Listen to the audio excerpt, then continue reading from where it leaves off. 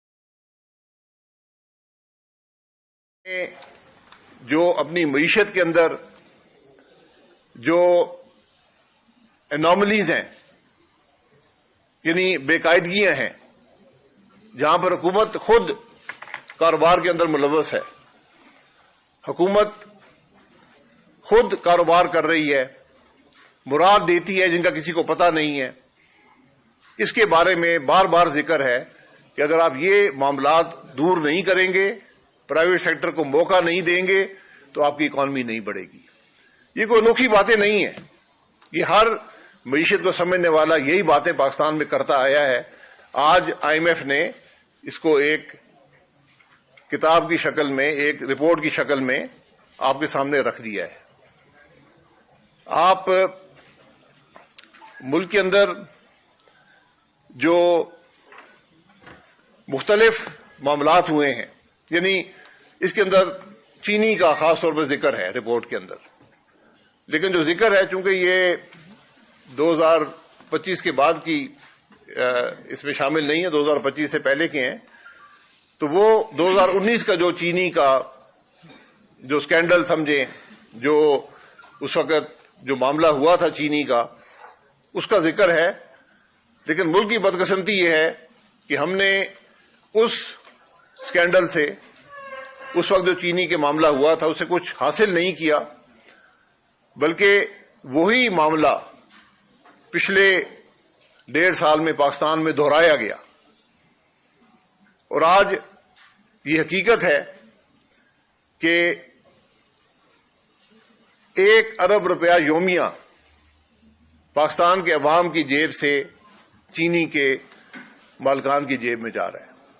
یہ وہ خرابیاں ہیں جس کا ذکر بار بار اس رپورٹ میں آتا ہے کہ جب تک آپ ان خرابیوں کو دور نہیں کریں گے، جب حکومت کاروبار سے خود باہر نہیں نکلے گی، کاروبار کے سیکٹرز کو کنٹرول نہیں کرے گی، پالیسیز جو ہے، پالیسی کیپچر کا نام استعمال کیا جاتا ہے کہ پالیسیز جو ہیں وہ آج اشرافیہ کی ہم بات کرتے ہیں، آج اشرافیہ جو ہے وہ پالیسی کو کنٹرول کرتی ہے، اس سے کرپشن کی جاتی ہے۔ یہ چینی سب سے بڑی مثال ہے اس کرپشن کی۔ تو آج جو ادارہ آپ کی معیشت کو سنبھالا دیے ہے، جو آپ کی معیشت پر نظر رکھتا ہے، وہ بار بار ان باتوں کا ذکر کرتا ہے کہ آپ اگر کرپشن کو کنٹرول نہیں کریں گے تو آپ کا ملک آگے نہیں چلے گا۔ اور صرف کرپشن کی بات نہیں، کرپشن کے کنٹرول کرنے کے ادارے جو ہیں ان کے بارے میں اس رپورٹ میں بار بار ذکر ہے کہ یہ ادارے ناکام ہو چکے ہیں۔ یہ ادارے صرف کسی کو بچانے کے لیے، سیاست کھیلنے کے لیے، یا مختلف طریقے سے کرپشن کو ایک طرح سے سپورٹ کرنے کے لیے استعمال کیے جاتے ہیں۔ اس کے اندر نیب کا ذکر بھی ہے، ایف آئی اے کا ذکر بھی ہے کہ بہت سے ادارے ہیں جو آپس میں ان کے اندر یہ پتہ نہیں ہے کس کی کیا ذمہ داری ہے، اوور لیپنگ جسے کہتے ہیں، کہ بہت سے ادارے وہی کام کر رہے ہیں کرپشن کو روکنے کے لیے، اور کرپشن رکتی نہیں بلکہ کرپشن بڑھتی جا رہی ہے۔ یہاں پر نیب کی اپنی جو رپورٹ تھی پچھلے سال، اس میں 5300 ارب روپے کی ریکوری کا ذکر تھا۔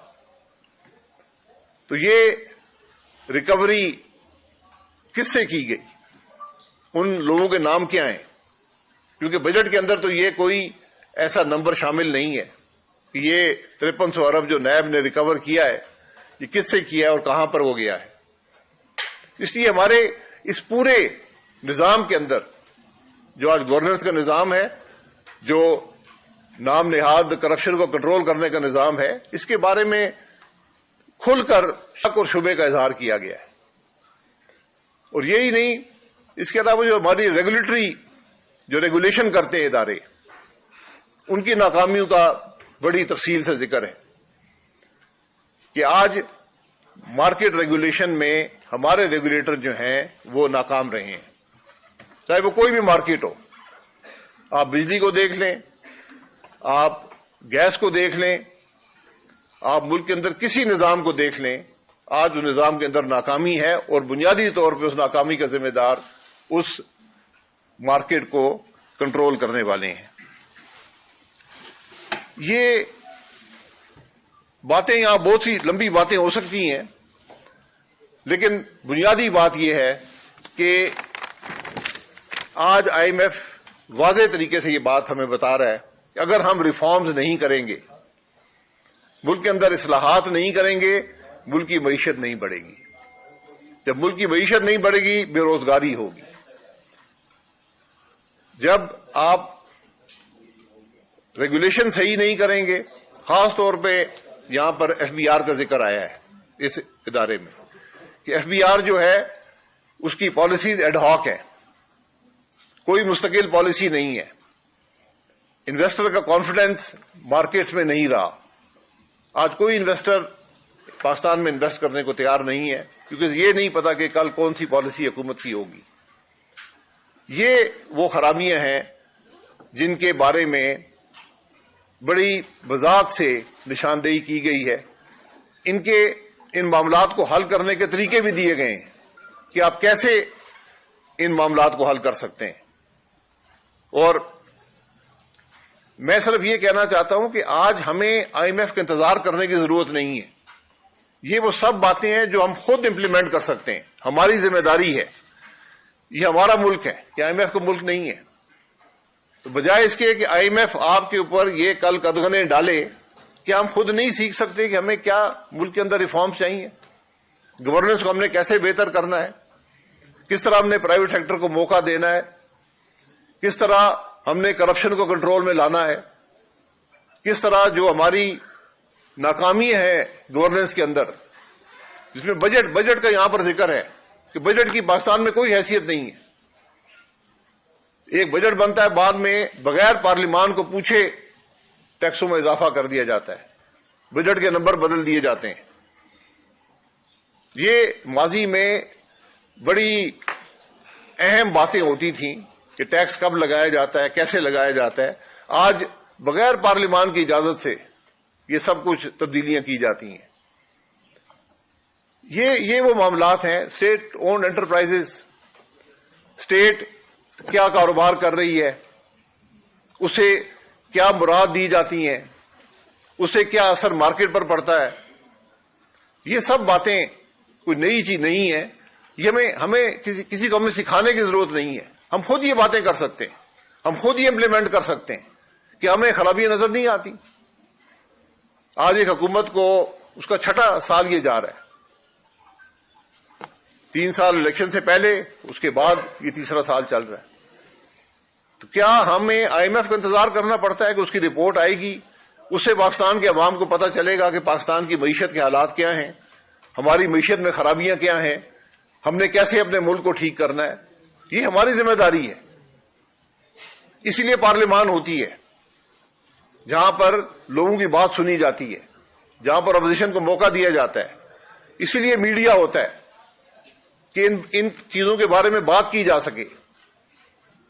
یہ تمام چیزیں، رول آف لا جسے ہم کہتے ہیں، میڈیا کی فریڈم، ہم جو ملک کے اندر جو ریفارمز کا طریقہ ہے، ملک کے اندر جو پارلیمانی نظام ہے، یہ سب چیزیں ملک کی معیشت پر اثر انداز ہوتی ہیں.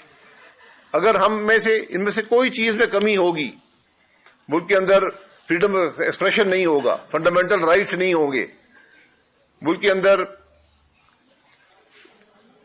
کرپشن کا جو نظام ہے، کرپشن اینٹی کرپشن جو ادارے ہیں وہ ڈیلیور نہیں کر سکیں گے، تو ملک کی معیشت نہیں بڑھے گی. اور یہ وہ نقصان ہے جو کوانٹیفائی کیے گئے. بتایا گیا ہے کہ یہ 5500 سے 7000 ارب کا نقصان ہم ہر سال کیے جا رہے ہیں، کیونکہ ہم ریفارمز نہیں کر سکتے، ہم کرپشن کو کنٹرول میں نہیں لا سکتے. اور ابھی اگر اس کے اندر صوبائی ادارے ڈالیں گے، صوبائی حکومتیں ڈالیں گے، تو بات بہت آگے بڑھ جائے گی. اس لیے آج ضرورت ہے کہ اس معاملے پر ملک کے اندر ڈیبیٹ ہو. ہم اپنا ایجنڈا خود طے کریں کہ ہم نے کیسے اپنے ملک کو ترقی دینی ہے. ہم آئی ایم ایف کا انتظار مت کریں کہ کل وہ قدغنیں لگائے گا، ہمیں وارننگ دے گا، ہم پھر ڈیفالٹ کی طرف ہم چل پڑیں گے، پھر ہم مجبور ہو کر اپنے فیصلے کریں گے. ہمیں خود آج ریفارم کرنے کی ضرورت ہے. یہاں مقصد کوئی تنقید برائے تنقید نہیں ہے.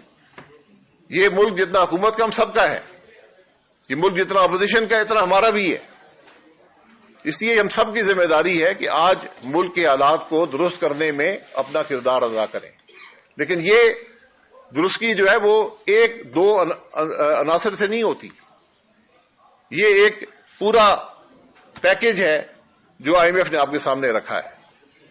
اگر ہم اس ریفارم کو نہیں اپنائیں گے تو پھر آگے ترقی کرنا بہت مشکل ہو جائے گا. یہ پیغام ہے جو اس کا ہے، اور یہی پیغام لے کر ہم آج آپ کے سامنے یہاں بیٹھے ہیں. کوئی سوال؟ آپ ایک مجھے سیاستدان ہیں، بہت گہری نظر ہے.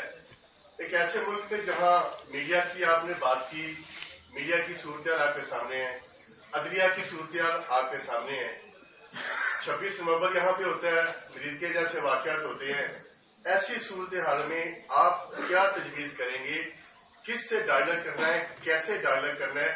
اس ملک میں ڈیموکریسی، جمہوریت، عدلیہ اور میڈیا کیسے آزاد ہو سکتا ہے آپ کی نظر میں؟ دیکھیں، آزاد کیسے ہو سکتا ہے؟ رول آف لا سے.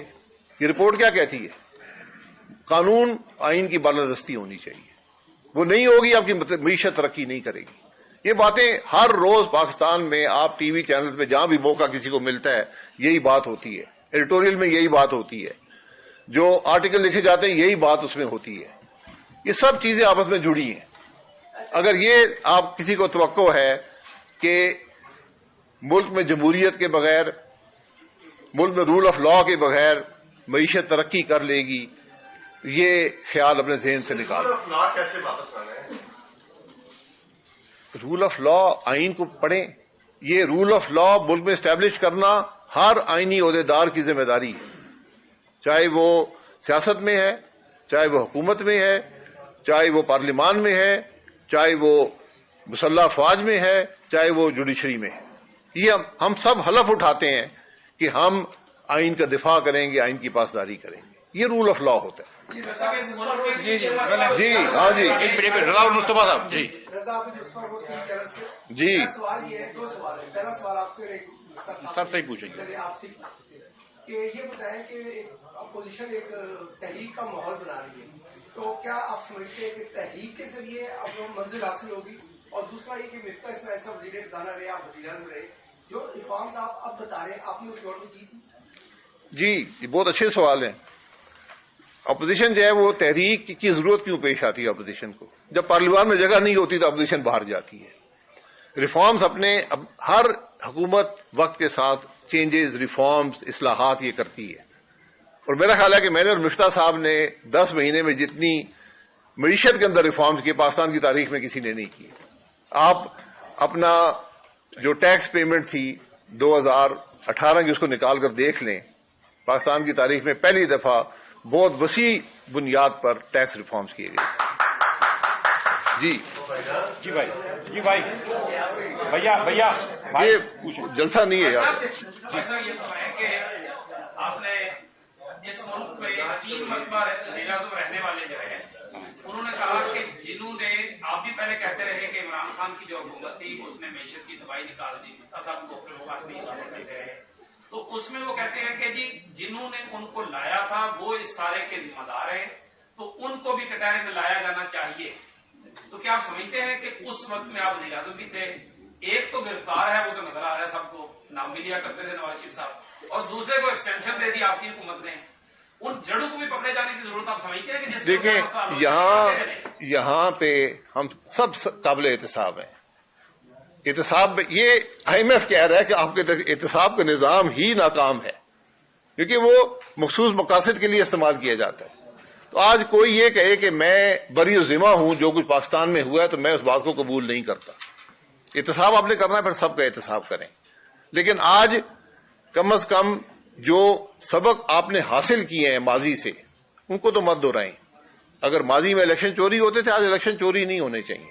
اگر ماضی میں کرپشن ہوتی تھی، آج کرپشن کو روکنے کی ضرورت ہے. آج کرپشن ملک کے اندر بدترین سطح پر ہے.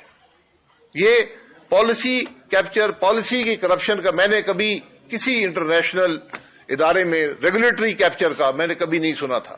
یہ پہلی دفعہ ہے کہ آئی ایم ایف کے جیسے ادارے کی رپورٹ میں یہ بات، اور اس پر بار بار اس پر انہوں نے زور ڈالا ہے کہ یہ آپ کے ملک کے اندر ہو رہا ہے, اس کو آپ اگر نہیں روکیں گے آپ کی معیشت نہیں چلے گی. شعیب بھائی, شعیب نظامی جی ایک طرف تو اس وقت جو معاشی اپنا صورتحال کا تذکرہ کیا کرپشن کا, اور دوسری طرف بہت یعنی ایک ایسے سچویشن سے ہم لوگ جا رہے ہیں پاکستان کے دہشت گردی جو اس کا اس سارے جو موجودہ سینیریو ہے اس کا ذمہ دار جس طرح آپ کہہ رہے ہیں حکمران طبقہ ہے, اس میں اپوزیشن کی جو ذمہ داری کسی پلیٹ فارم پر صرف اختیار نہیں بلکہ کوئی ڈائلاگ کی طرف اپوزیشن کو بھی آنا چاہیے تھا.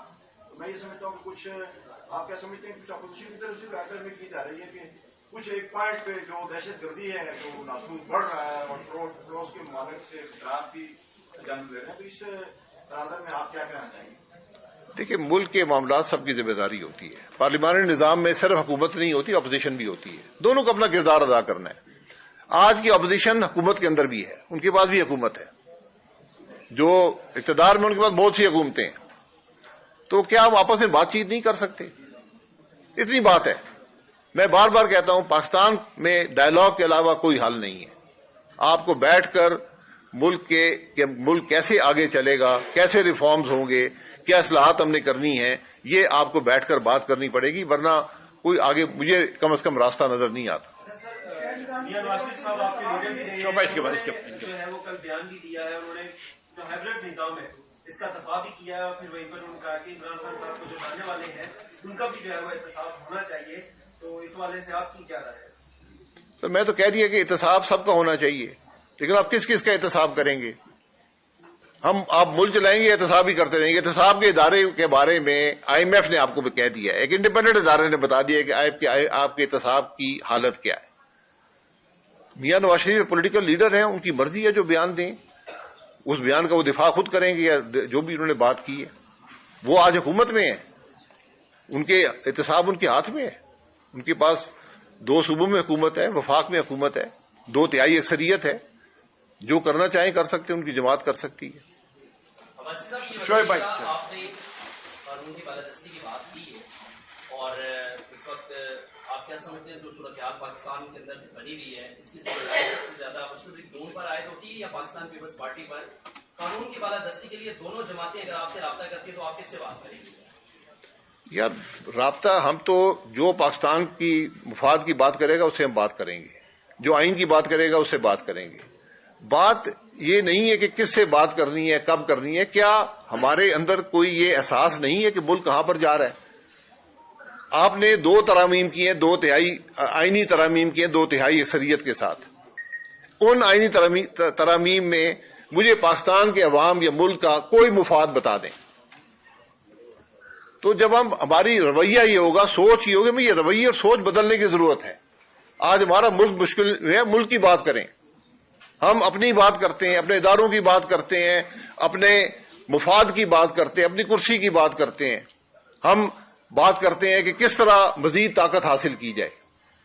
اس سے ملک نہیں چلتے. سر 2 ترامیم ہوئی ہیں, کسی جگہ بھی آپ کا ہمیں جارحانہ رویہ نظر نہیں آیا, لیکن مری کے لوگوں کی جب بات ہوئی ہے پھر آپ میدان میں آگے ہیں. آپ کو مری زیادہ عزیز تھا یا پاکستان؟ اگر 2 ترامیم ہوئی ہیں تو آپ کو میدان میں آنا چاہیے. مجھے سارا پاکستان عزیز ہے. میدان کیا ہوتا ہے؟ یہ میدان ہے نا.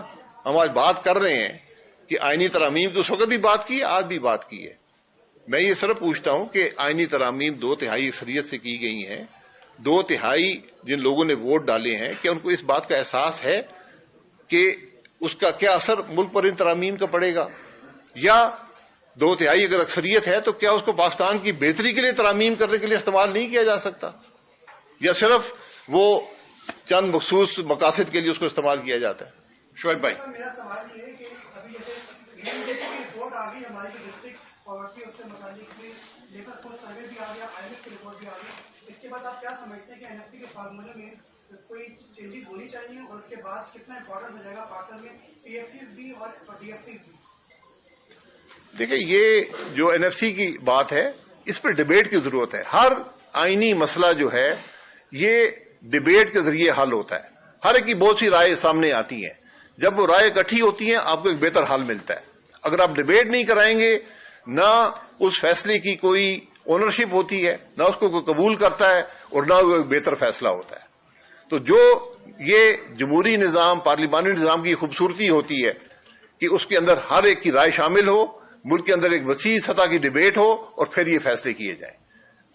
سر اپوزیشن جماعتیں، آپ نے رول آف لا کی بات کی، اپوزیشن جماعتوں نے تحریک تحفظ پاکستان ایک بنائی تھی، آپ شروع میں ان اجلاسوں میں شرکت بھی کرتے رہے ایز این آبزرور، لیکن اب آپ ان کے اجلاسوں میں شرکت نہیں کر رہے، کیا آپ اپنی پارٹی الگ جدوجہد کرے گی یا ان کے ساتھ شرکت کریں گے مستقبل میں؟ نہیں، دیکھیں، آئین کے لیے جو کام کرے گا ہم اس کے ساتھ ہیں۔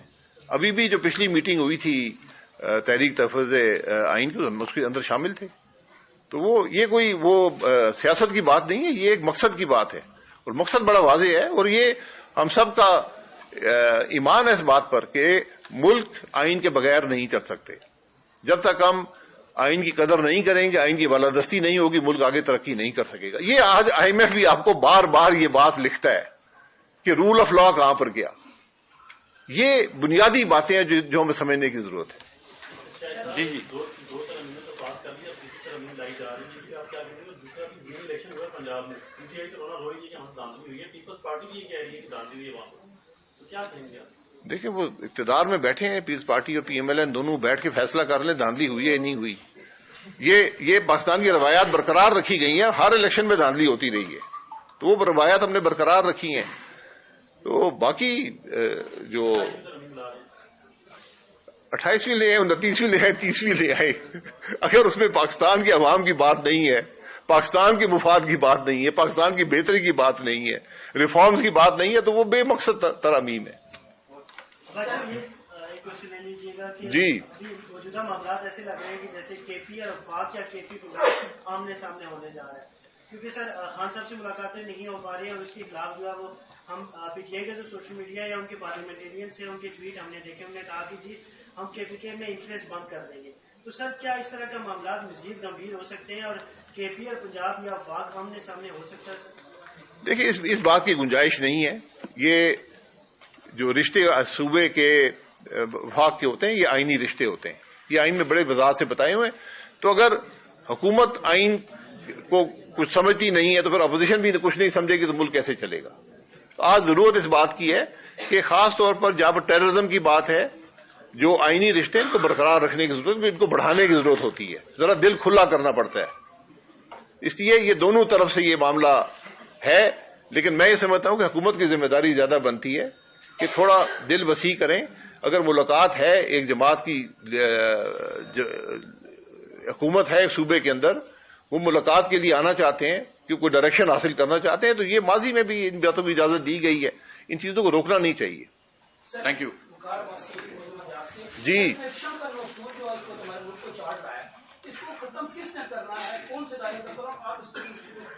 ادارے پہ ادارے، یہی IMF کہہ رہا ہے، ادارے پہ ادارے بنے ہوئے ہیں۔